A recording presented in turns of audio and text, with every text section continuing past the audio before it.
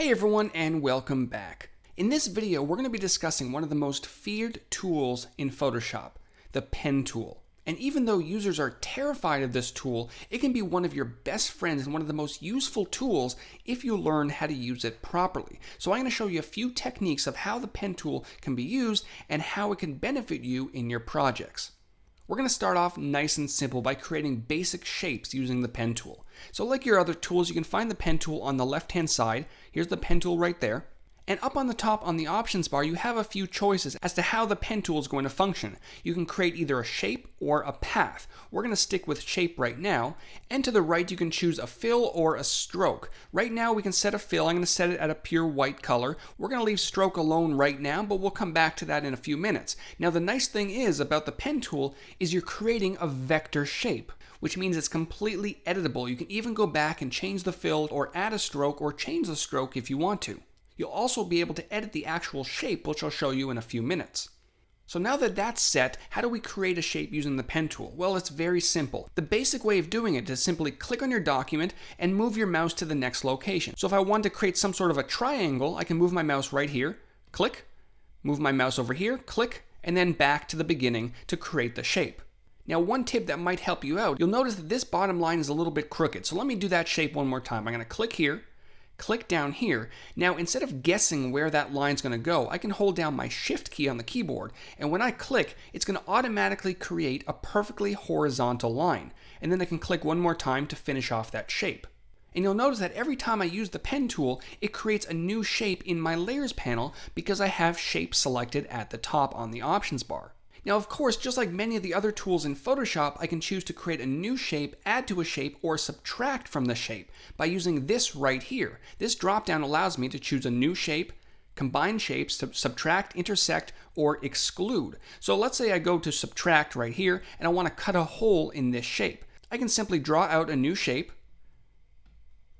and when I finish, I now have a hole in the middle of the shape. You can see in the layers panel, it's still the same shape that it was before. It now just has a hole. And the same works for combining shapes. So I'm going to go ahead and add a little chimney on this triangle, just like this. And you'll notice, again, it's still the same shape. I've just added the new shape onto the current shape. And I can use my move tool to move it around so you can see exactly what's going on. Now, you may also notice you can see the paths going around each shape. A lot of users ask the question, how do I get rid of those paths? I don't want to see them. Well, you can very simply use a shortcut to hide or show those paths. On the Mac, it's Command, Shift, and H. On Windows, it's Control, Shift, and H. That'll allow you to very quickly hide or show those paths if you just want a preview of what your shape is going to look like. So that's fine and dandy, pretty simple stuff, and we're going to get back to this document in a second to show you how you can manipulate these shapes even after you've created them. But what if you're dealing with a curve? If we go over here to this document, let's say we wanted to select this ear and turn this into a shape. Using the method that we just performed will give us very straight edges, but what if we wanted curves? Well, this is where users get a little bit intimidated by the pen tool. So you're going to start off the exact same way. You're going to click once to create a new point, and then you're going to go to the place where the curve kind of ends, like right about here. And instead of just clicking once, you're going to click and then drag your mouse to create a curve. You're going to see the curve start forming as a path. And then you can move your mouse to the next place that the next curve ends. But you're going to notice something. Depending on how large the last curve was, your next curve may look a little bit strange when you add that next point. So if I were to let go of my mouse here, I have this strange curve, and obviously I don't want a curve that big because if I decrease my opacity on the shape using the number keys on my keyboard, you'll notice that the ear doesn't curve that much. So what do we do? Well, let me go back 2 steps. And right before I go ahead and make that next curve, because it's going to be a very large curve, what we want to do, we want to adjust this curve point here. And we can do that by holding down the Option key on the Mac, Alt key on Windows, and I'm going to simply drag this inwards. You'll notice, let me go back again. You'll notice that the cursor changes. This indicates that we're going to modify the curve. So I'm going to drag this inwards towards the anchor point. And now when I go ahead and make another curve, you'll notice it's a lot smaller. And if that's not small enough, I can go ahead one more time and drag that inwards. Once I make the new curve, that's looking a lot better. And it can continue on to the next curve just like this. Now here's another problem you're going to run into. This last curve that we created is going to give us a very strange next curve. So if I click right here to create the next curve, you're going to notice we have a very strange curve. So again, what we can do, we can hold down Alt or Option and drag this curve point right back over here, and then we have a much nicer curve just like that. Another thing you can do, if I go back 2 steps, is you can get rid of this curve point completely. So right here we have somewhat of a straight line. If you do want to make this a straight line, hold down Alt or Option. Instead of dragging this point, you're going to click on the anchor point just like that. That'll eliminate that curve. So you can simply click to create a straight line, or you can click and drag to create a new curve from scratch. Now another thing that might help you out is to enable rubber banding. Up on your options bar, there's this gear icon right here, and if you click on that, you have the option to turn on rubber band. And what that does, that allows you to see in real time your curve that you're creating. So if I move my mouse over here, you can see the path even before it's being created. So I can click my mouse here, drag it like that, and then if I move my mouse over here, you can see that we can now see the path before I even create it, which is very helpful if you're dealing with a lot of curves. Now you're noticing here something that confuses a lot of users. As you create shapes that go in all different directions, Photoshop fills in that shape depending on the direction that you're going. So even though this area here shouldn't be filled in, because we're going in this direction, Photoshop is automatically filling in that area. So if you do see something like this, don't get scared. You'll notice if I very quickly and very sloppily go back down in this direction, Photoshop is eventually going to correct itself. And of course, this isn't what we wanted the shape to look like, but I was simply showing you how you can create curved shapes with the pen tool instead of what we previously did, which were nice sharp edges.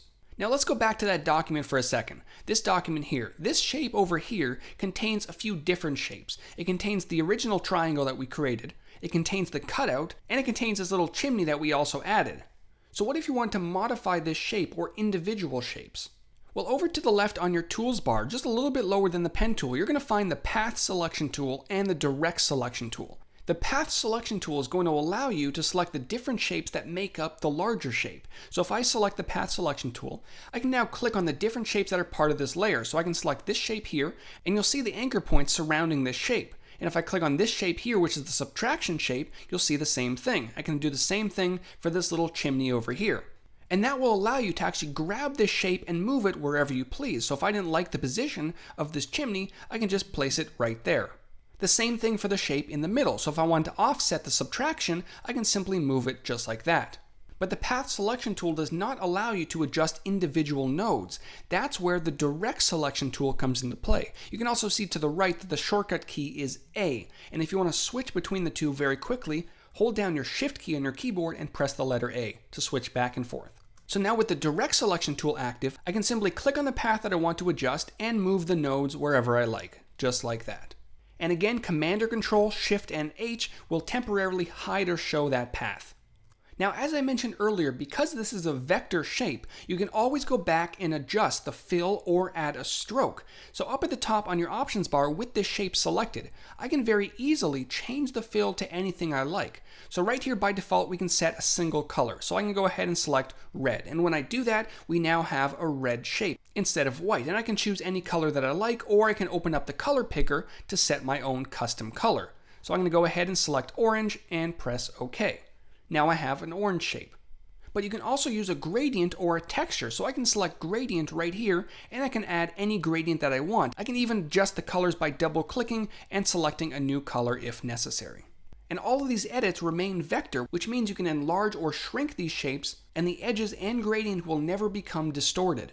And like I mentioned, you can also apply a texture as well if you'd like. Just like this. Let me go ahead and set it back to a fill color. I'm going to set it back to white, and I'm going to close my fill dialog box. Now another thing you're able to add, which is new to Photoshop CS6, is a stroke, which is basically an outline around your shape. So in the stroke picker, this icon right here, the white box with the line through it, indicates that no stroke has been added. And just like the fill picker, I can very simply go ahead and select any color stroke that I like. So I can select red, and it's going to apply that stroke around my shape. And just like with the fill, I can set a gradient as well, or even a texture, but for now I'm going to stick with a fill color. So I'll keep it at black, and right beside I can set the stroke's width. So I can just increase it just like this if I want to, or I can decrease it to make it a nice small stroke. But what's even better is right beside that you can choose what kind of stroke you want to add. This option wasn't available in previous versions. You can choose from a solid line, a dashed line, or even a dotted line. And then right down here, you can choose how it's aligned, what kind of caps it has, and how it interacts with the corners. And to better understand these, let's go ahead and open up the More Options dialog box. And you can see right here, we can align it on the inside, the center of the shape, or on the outside of the shape. For the caps, we can choose butt, round, or square.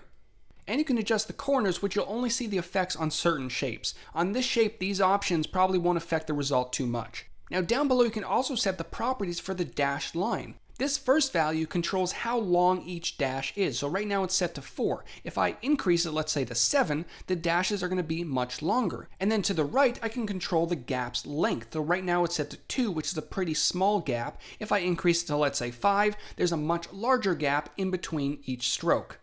And if I plan on using these settings in a future shape, I can always save these settings right at the top and then press OK. And anytime in the future I want to apply that exact stroke to another shape, let's say this other triangle right here, I can very simply open up the stroke picker and select that stroke that I just created. Now the last thing I want to show you in regards to the pen tool is how you can use the pen tool to create very accurate selections. So once again, let's say we want to select this ear and turn it into a selection. Now instead of creating a shape, we're actually going to switch over and create a path, which changes the options bar a little bit, but you don't have to worry about that right now. The functionality of the pen tool is pretty much the same, where you can click and then move your mouse to the next point and drag it down to create a curve. And again, when you run into a situation like this, you can simply move this downwards with your Alt-Option key and continue on your way, just like this. So I'm going to go through and I'm going to make a very basic selection of this ear, just like this. And I'm going to go down here, curve it a little bit, and let's say go back to the top and then curve it just to finish it off. Of course, it's not a perfect path, but you get the idea. Now you will notice that unlike when creating a shape, no new layer is added. You can actually go to the Paths panel and you can see your work path right there. And there are a few options at the bottom, but what we're going to do is simply right click on the path that we just created and you have a few options. You can go ahead and make a selection. You can fill the path with a solid color, or you can stroke the path, which allows you to use a brush to paint along the edges of your path. But for this example, we're going to go ahead and select Make Selection. And when the Make Selection dialog box pops up, you have the option of feathering the selection to make it a little bit softer, but we're simply going to press OK to create that selection. So the bottom line is, if you're looking to create a selection of a complex object, you may want to consider the pen tool, especially if that object has a lot of strange curves, which some of the other selection methods might not be able to get. So to recap this video, the pen tool allows you to do a lot of different things. 1, it allows you to create very basic shapes like the shapes you see here. 2, by simply clicking and then dragging a little bit, you can create curves to your shapes. And then 3, you can create paths to make a selection or even stroke the path with a brush. Now in the next video, I'm going to show you guys how you can take the shapes that you created using your pen tool or the shape tools and turn them into a custom shape so you can use it on additional projects. We'll see you soon.